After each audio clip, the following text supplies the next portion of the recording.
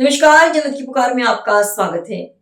गोवा के पत्रा देवी में रक्षा मंत्री राजनाथ सिंह ने किया हुतात्मा स्मृति स्मारक का उद्घाटन। मुक्ति संग्राम के शहीदों को दी श्रद्धांजलि। रक्षा मंत्री राजनाथ सिंह ने गोवा के पत्रा देवी में पुनर्विकसित हुतात्मा स्मृति स्मारक का उद्घाटन कर गोवा मुक्ति संग्राम के अमर शहीदों को नमन किया। पत्रा देवी, जो पुर्तगाली शासन के खिलाफ चले ऐतिहासिक आंदोलन का एक प्रमुख केंद्र रहा है, वहां आयोजित इस समारोह में गोवा के मुख्यमंत्री डॉक्टर प्रमोद सावंत और केंद्रीय राज्य मंत्री श्रीमद भाई नायक भी मौजूद रहे। इस अवसर पर रक्षा मंत्री ने कर्नल सिंह, सहोदरा देवी और मधुकर दामोदर चौधरी जैसे सत्याग्रहियों के सर्वोच्च बलिदान को याद करते हुए कहा कि यह संघर्ष केवल एक क्षेत्रीय आंदोलन नहीं बल्कि भारत की राष्ट्रीय चेतना और अखंडता का प्रतीक था। अपने संबोधन में रक्षा मंत्री ने ऑपरेशन विजय से लेकर हालिया सैन्य अभियानों तक भारतीय सशस्त्र बलों के अदम्य साहस और व्यावसायिकता की जमकर सराहना की। उन्होंने स्पष्ट किया कि भारत हमेशा शांतिपूर्ण समाधान का पक्ष कर रहा है, लेकिन जब देश की संप्रभुता पर खतरा मंडराता है तो राष्ट्र पूरी शक्ति से जवाब देने का अधिकार रखता है। उन्होंने ऑपरेशन सिंदूर का विशेष उल्लेख करते हुए इसे भारतीय सेना की इस परंपरा का हिस्सा बताया जो देश पर बुरी नजर रखने वालों को मुंहतोड़ जवाब देने में सक्षम है। राजनाथ सिंह ने पत्रा देवी से यह कड़ा संदेश दिया कि राष्ट्रीय एकता किसी भी क्षेत्रीय या सांप्रदायिक पहचान से ऊपर है। बदलते भारत और रक्षा क्षेत्र में आत्मनिर्भरता की तस्वीर पेश करते हुए रक्षा मंत्री ने कहा कि आज हमारी सेनाएं अत्याधुनिक युद्धपोतों, फाइटर जेट्स और रडार प्रणालियों से लैस है। उन्होंने रक्षा निर्यात में आई ऐतिहासिक वृद्धि का जिक्र करते हुए बताया कि जो निर्यात 2014 से पहले मात्र 600 करोड़ रुपए था, वह अब 38,000 करोड़ रुपए को पार कर गया है, जबकि रक्षा उत्पादन 1.81 लाख करोड़ रुपए की उच्चतम स्तर पर है।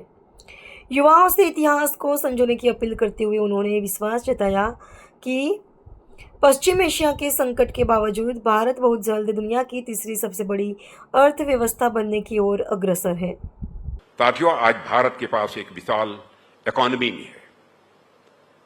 कल्पना करिए कि जो भारत दुनिया के गरीब देशों में गिना जाता था, आज वो हमारा भारत इकोनॉमी की साइज, अर्थव्यवस्था के आकार के मामले में दुनिया के टॉप 5 कंट्रीज में आकर खड़ा हो गया।